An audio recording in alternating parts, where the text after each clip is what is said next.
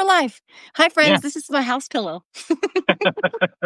You know what? Because shit feels crazy right now. So why not show off my house pillow? you At might home as that I well. got at Home Goods. I've seen crazier things.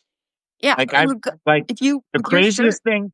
The oh, the craziest thing I saw in the past few days was this weird text message thing that was supposed to be from between two 22-year-olds, but looks like it was written by like 50-year-old adults. I'm not fixating on this, but I don't know if you saw it because Ron Filipowski sent it to me because I've been blocked by Tim Miller. But did you know that Tim Miller wrote about us? Wait, what? Oh, you didn't know that? Oh, Tim Miller, the Bulwark, Miller yep, with the beads yep, around his neck, Tim Miller. yeah, yeah. I like him. Wait, You, what you, was it good? you, no, Oh no. No, no. No, I don't know if anybody in the chat saw it. First of all, hi friends and welcome. This is Hi. pillow talk. Pillow talk with my friend. No, this is not pillow talk with my friend Brooklyn. Well, yeah, so he blocked me during the whole kerfuffle leading up to the DNC because right after Joe Biden debate, there was that infighting where everybody had the ideas that were for the perfect ticket and that this is who it should be. And Tim Yeah. Miller, former Republican, maybe still Republican, I don't know, he wanted to leapfrog over Kamala, and I took exception to that. So we battled it out in the arena of ideas, so to speak, and he blocked me. So yesterday, Ron Filipowski sent me his tweet and Bulwark Substack, where he named me in the tweet, not you, but he names you in the article. And he called me an influencer who is spreading comfortable lies, because I said it's ironic that we cannot agree on anything on the left or the right, but people can agree that they don't trust these text messages. So then in the meat of the article, Yeah. he drags you and quotes you and says somebody who goes by Brooklyn Dad Defiant is also saying he doesn't believe these texts are real. By the way, I never said whether they were or weren't, but it doesn't matter. What I was It pointing doesn't out, matter. We're entitled to our opinion. Jesus that's Christ. true. We're not public officials or anything. For crying No. out loud. And it's a fact that people were agreeing, which is crazy for the left and the right to agree on anything. And that was the commentary. But yeah, no, he sneakily added you and I to a Substack post in which he That you, calls, Tim? I was yeah, liking him. but he I didn't didn't know. insult you. He insulted me in a tweet. He I wanted was people very not, his advice to people was not to listen to me, an influencer who spreads lies for comfort, to comfort people. That's And unfair. fuck you, Tim. I don't care. Fuck you. That's all I have to say about that. Between us and between all 405 people that are here right now, we have a mutual friend who I had reached out to a week ago and said, look, this is silly. Like Tim Miller and I, we don't interact on social media, but honestly, I think that we agree on more things than we don't. Now is the time, if there ever was a time, for all of us to unite behind common cause. And Sure. any beef that we may have ever had, we should bury it and put bygones aside. That Agreed. happened last week, and a week later, he drags me on social media and in a post on Substack. Wow, that had the opposite effect, I'm sure, that you were looking for, right? I guess so. So, Oh, well, damn. olive branch retracted. But anyway, yeah, those texts do not Hey, look like do 22-year-olds. that. Yeah, this is me. That's Jersey. Yeah. I'm gonna go hug my house pillow and not give it a second thought. But I just want to share that here because, yeah, about those texts, which look, again, they do not read. What 22-year-old do you know who says, squad car, squad car, Yeah. squad car, and vehicle? Alas, it was the summer of my discontent. Yeah. Yes. My love, I would like to outline all of the details of every step of this crime, including how I assembled the gun on the rooftop and then disassembled it to get off the roof and then reassembled it to drop it in the woods for some strange reason no one can actually explain. Yeah, none of it makes any sense. Here's my take on the whole thing, right? Sadly, and I wrote about this in my Substack this week. Sadly, when there is a dearth of information, right? When there is a deficit of transparency and truth, right? It and something outrageous, outlandish happens that have uh weird details to it. it leaves people to come up with their own conclusions, whether they are right or whether they are wrong. Yeah. When they just throw things out there, slapdash like these text messages that are kind of all without context. Like, why not show us screenshots that have timestamps of this conversation, this alleged conversation, where they're Yeah. talking they're talking like FBI agents instead of two young lovers. Like Hmm. they are trying to sell us on this narrative that the shooter, I guess, was having a relationship with a trans woman, and that's why he that's why he shot Charlie Kirk, because through osmosis, through his love for this woman, he became he became Antifa or liberal. Come on, Well, come on. and also this is commentary on how little we can and should trust the FBI under Kash Patel. This is a commentary that should be the conversation, to be quite honest, because you cannot trust Kash Patel. We know this. I mean, his testimony in front of the House committee and in front of the Senate committee, Embarrassment. it was truly and terrifying. It should worry Yeah. all of us. And every time he was asked a question, he didn't want to answer, right, Carol? Exactly. Release the Epstein files. What Cash did yesterday was he ran cover for everyone named in those Epstein files. And when Thomas Massey is the like white knight, so to speak, the one saying, look, there are names in there and you damn well know it.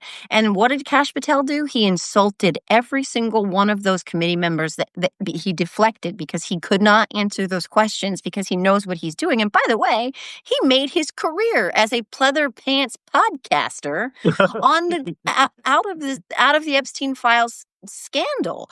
And Yeah. so did Bingo Bongo and Cash Patel. The other thing about why we shouldn't trust Cash Patel is that they had this man in custody 10 to 12 hours before the public knew. Why? Because he wanted to because Donald Trump wanted to go on Fox and Friends and announce it like it was the fucking Hunger Games, which is what he did. And he even said, oh, Hannity's going to be so mad at me because I'm giving you this breaking news. Breaking news. The breaking news would have and should have broke 12 hours earlier when they actually took this person who turned himself in into custody. But no, they waited. They waited for ratings. That's Yeah. somebody you should not be trusted.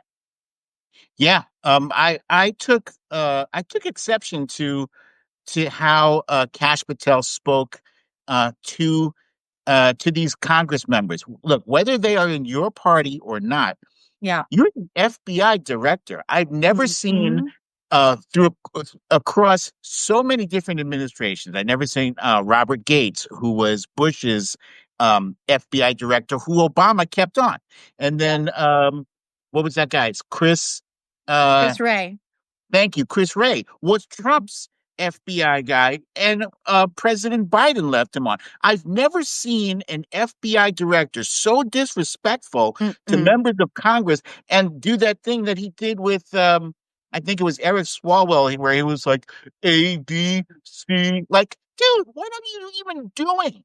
You already have like less than half of Americans have confidence in him as an FBI director. I don't give a shit if they're Republican or Democrat. I do care if they are effective, if they are trustworthy Yeah. and um and responsible. And he is none of those things. And you these guys are supposed to keep us safe. You're not supposed to help push narratives. You're Right. not supposed to support whatever policies the president, he's supposed to be divorced from that. Focus on your damn job and leave the politics to Fox and Friends, right?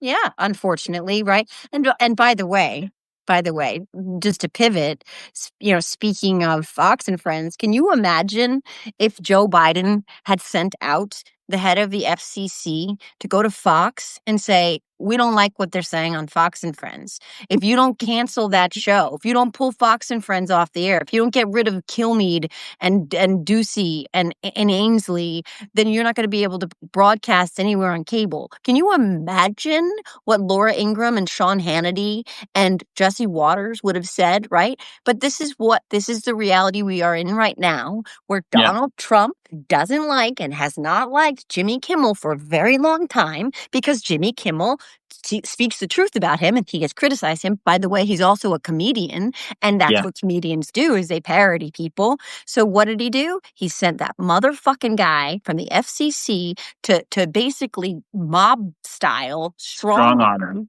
Yeah. Strong arm Disney, and they also want another fucking merger. And what do? They indefinitely suspend, they fired, they canceled Jimmy Kimmel. Then Donald Trump tells on himself by saying Fallon and Seth Meyers are next. So, guys, we know what happened here. This is not an independent media network deciding that his ratings were bad and he needed to go. This is a thin-skinned fucking tinkle-tape tyrant needing his retribution on somebody who said a mean thing about him, and it's fucked up. It's not American. This is beyond the pale. Yeah, he's basically trying to squash dissent. He's trying to intimidate people and make them fearful of expressing their opinions, their negative opinions about him. Look, presidents have been trashed for as long as there have been presidents. I think probably with the exception of George Washington, right? George Washington, I think was like unanimously elected. Like everybody was they like, wanted him to serve. They wanted him to not have term limits or anything. They wanted him to serve again, I think. Yeah. Yeah. And they were like, yeah, he's good. We'll go with him. But after him, everybody was like, John Adams, I think it's not. I think it's not.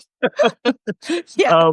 I mean, but honestly, yeah. you're 100% right about the Fox News thing. If Joe Biden had done that to Fox News, heads would have exploded. I'm not going to lie, I would have chuckled. I'm no fan of Fox News, but Joe Biden wouldn't have done that. President Obama wouldn't have done that. I don't even think honestly, don't think Bush would have even thought of doing. And Bush was the worst president leading up to Donald Trump. I don't think Bush would have done that. So, I think people on the right are getting too comfy with this. Oh, it's consequence culture. It's not cancel culture. Yeah, haha. There's a very big difference between a private company firing someone for what they said or what they did versus the government forcing a private company to fire someone. There's a huge difference. You're not going to like it if Democrats get back in office and start firing your asses left and right. Then it's going to be like, oh, we're victims again. Cancel culture. Oh, my. Right? Well, right. I mean, the hypocrisy is astounding. The thing, too, that keeps I just blowing my mind is that Brian Kilmeade said on Fox and Friends just a few days ago, he said that homeless people should be euthanized. He said, or you just give them a lethal shot and you just and he still has a job. Yeah, he said the words, you just kill them. He would still have a job even if he didn't do that pathetic attempt at an apology that he was forced into days after he said it. He would still have a job. And that's the double standard here. What Jimmy Kimmel, so this is not about what Jimmy Kimmel said. It's not about his speech. It's about what they have decided they're going to. By the way, the other part of this that makes me want to puke is that they are using Charlie Kirk's death. Charlie Kirk, who, look, you and I can agree, what he said was awful all the time. But you know what? Yeah. I would defend his right to be able to say it. This was a person who said there's no such thing as hate speech. This is a person who made his entire career on the premise of being able to say what you wanted to say in this country. And now they are using his corpse. And you and I have long said that what happened to him should not have happened to him.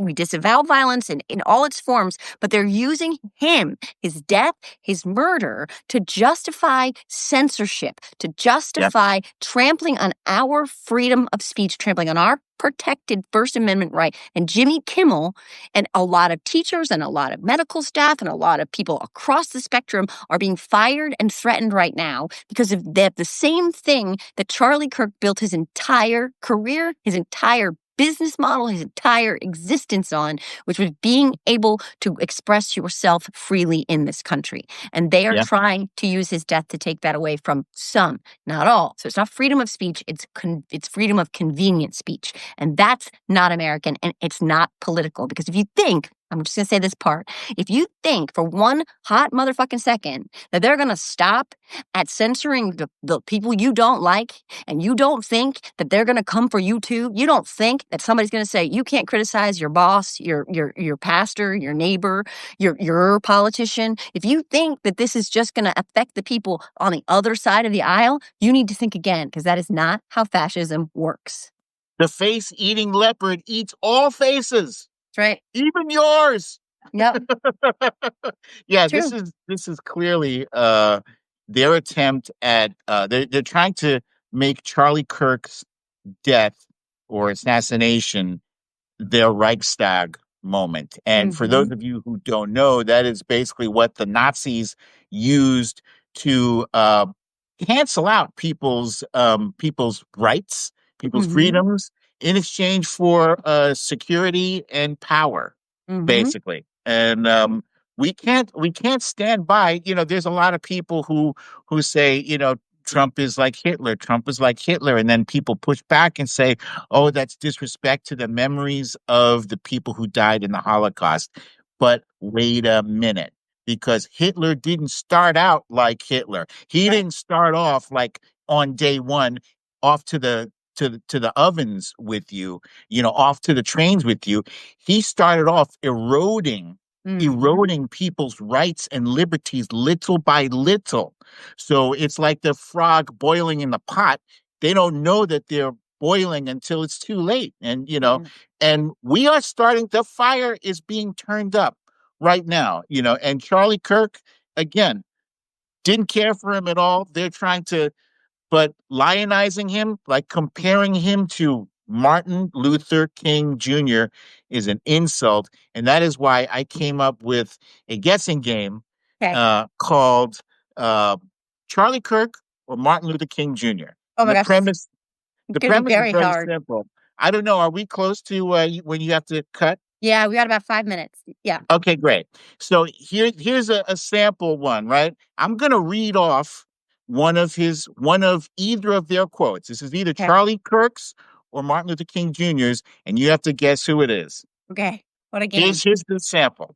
Okay. I have a dream that my four little children, and you already know that that's Martin Luther King Jr., right? Mm-hmm. All right. Okay. So Got it. um nobody ever gave you the address for last week's guessing game, did they? Oh God, I have to look. I'm sorry. With everything that's been going on this week, I have to look. I'm an asshole. I'm sorry, guys. I promise you, as soon as we're done, I will look, because if you send it to me, I will 1000% make sure that I have it, and I'll send it along to Brooklyn, because I don't know what happened to me this week. My brain is just All crap. right. Yeah. I'm setting the number for this one because this one is going to be, you're going to knock this out of the park. You Okay. have to get five right, and somebody gets one of these. And if you get eight or more right, then someone gets one of these plus a siren mug. Yeah? Got it. Yep. Yes. Okay. Here we go. Here's the next one. If I see a black pilot, I'm going to be like, boy, I hope he's qualified. You know, that's definitely Charlie Kirk. Yeah, Saint Charlie Kirk. That's Saint Charlie Kirk. Mm-hmm. That is Charlie Kirk indeed. Okay. Mm. Next one. True peace is not merely the absence of tension, it is the presence of justice. That's MLK. You are correct. You're on fire. Keep it going. Keep it Yeah, going. yeah. If I get one wrong, I should probably just retire. Justice anywhere is a threat to justice everywhere. Would be Martin Luther King Jr.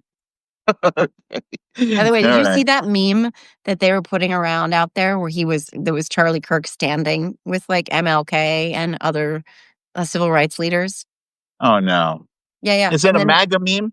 Yeah, and then the Be a King Foundation Twitter posted it and said, "You have got to be kidding me," or something like that. It was just like, oh my god. Terrible. He railed against the Civil Rights Act how many times? Countless. So many times that he even pointed out that people shouldn't ask him about it anymore because they must not watch the show. Like that's how Hmm. many times. Yeah, sorry. If I'm dealing with somebody in customer service who's a moronic black woman, I wonder, is she there because of her excellence or is she there because of affirmative action? That's the engorged tick that is Charlie Kirk. Yeah. Charlie Kirk, indeed. It's crazy to think that he is being sanctified like this, that it's just it is upside down. It is upside down. I can mourn what happened to him, in that I mourn the violence, and I mourn the murder, and I mourn the extrajudicial killing of it for our country, but like I refuse to uplift him as some devout saint. He was a terrible person, a truly terrible person who did great harm. I mourn the chaos that it has submerged our country into. Yeah. Mhm. Yeah, uh-huh. Democratic immigration policies were aimed at diminishing and decreasing what demographics in America. The uniter himself, Charlie Kirk. Yeah, where I are we put at? a little extra stank on the word what. Yeah, what? It's like Cool Whip. Cool Whip. Oh, that's my favorite. That's Stewie. Yeah, Cool Whip. Okay, that's five. So there's one lucky person out there who's going to win a copy, an autograph copy of The Bigliest Loser, written by yours truly. Okay, I got Jandro Kirkish. Jandro Kirkish. Yeah. A mathematician, composer, and overlander. Can you spell that for me, please? JandroKirkish.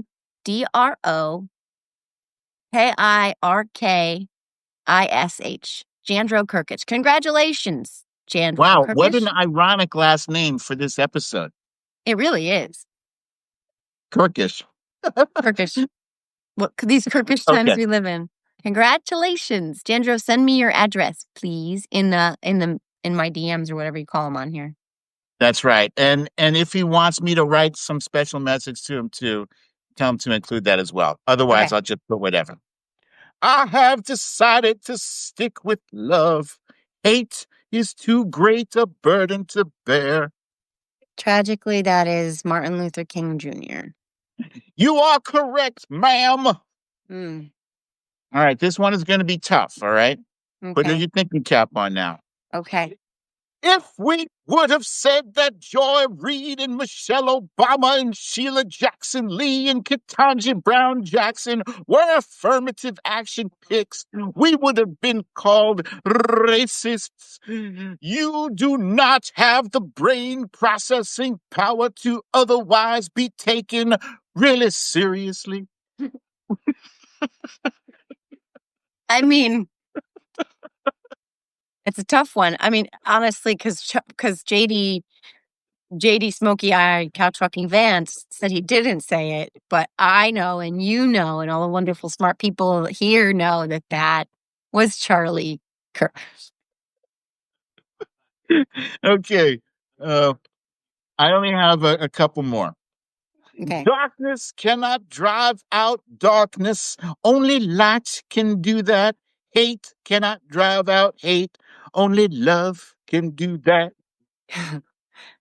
It's one of his best quotes, and it's one that, like, I need to keep reminding myself of because it's easy, like, to give in to the hate, right? It's Martin Luther King Jr., obviously, but this is a real challenge right Such a now. good quote, right? It's a real challenge. Honestly, I'm embarrassed. I never heard this quote before. Oh, I love that one. I Yeah, love that one. it's a good one. I only heard it. Kamala said it when she was campaigning, or maybe she said it when she conceded. I forget, but she definitely quoted it. Wow. Yeah, Mhm. I only learned it for the purposes of preparing for this game. Ah, yes. Well, Okay. you got a little bit of column A and column B because you had to deal with all the vitriol and the hateful rhetoric from Charlie. Yeah. Oh, that was number 8. So Oh, we got another one, another lucky recipient of the Bigliest Loser plus the Siren mug, which is perfect for drinking MAGA tears. But it don't is drink perfect. MAGA tears. Don't drink them. Just drink Oh, water, no, because they're coffee, toxic. tea. Okay, we have Linda Roberta Hibbs.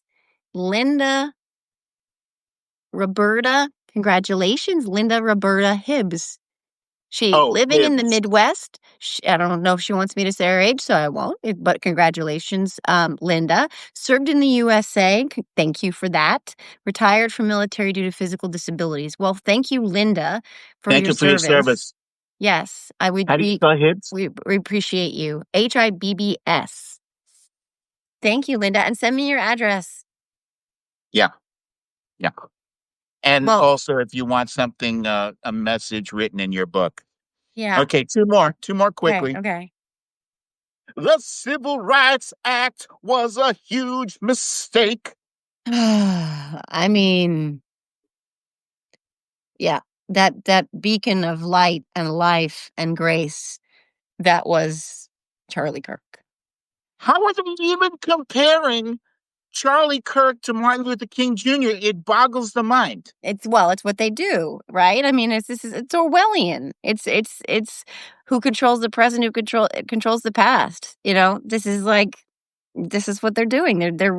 Uh, Look, they're completely revising, rewriting, washing, whitewashing the truth of who he Yeah, was and what he said and what he did.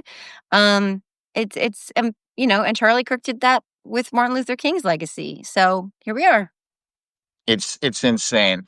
And Yeah, I got to prepare. You're about to go 10 for 10, which is going to be a special moment, just so you know. yeah, it'd be a first No too. one has ever gone 10 for 10 with Brooklyn Dad's guessing games. I You will be a mean, first. these If you feel a nail little this bit last like one, layups. These feel a little bit easy, but because I mean, these could not be more different people. But yeah, okay, it's I'm the ready. last I'm one. ready, guys. Wish me luck. We must accept finite disappointment, but never lose infinite hope. It- I mean, for this moment, right? That's the perfect quote. That's Martin Luther King, and I just want to add to this about that quote that a lot of people. I don't know if you're hearing this. Wait, no cowbell yet. Hold on. Wait. You can ring that bell. Ring my bell. In 1 second. I just want to say, I want to just put a pin in this because a lot of people who do what we do have been talking all day and last night, and I feel it too, and people in my comments in the wonderful community here on Substack about how this moment, this morning, last night felt dark and heavy in a way that nothing else has. And I just want to acknowledge that because a lot of people can feel really hopeless and helpless and disengaged and disconnected when stuff like this happens because they feel like what are we going to do? What can we do? They feel powerless. And so, can you read that quote again? Because it's really, really important. Should I do it in the voice or my own voice? Whichever you prefer. We must accept finite disappointment, but never lose infinite hope. I like doing the voice, actually. I like it. But right, like that quote kind of says it all right now, if you ask Yeah. me. Yeah. Don't lose hope. Oh, What I want to say about this whole situation with Jimmy Kimmel getting canned, and Donald Trump putting out the word that he's coming after, he's going to try to revoke the licenses of stations that he doesn't like, et cetera, et cetera.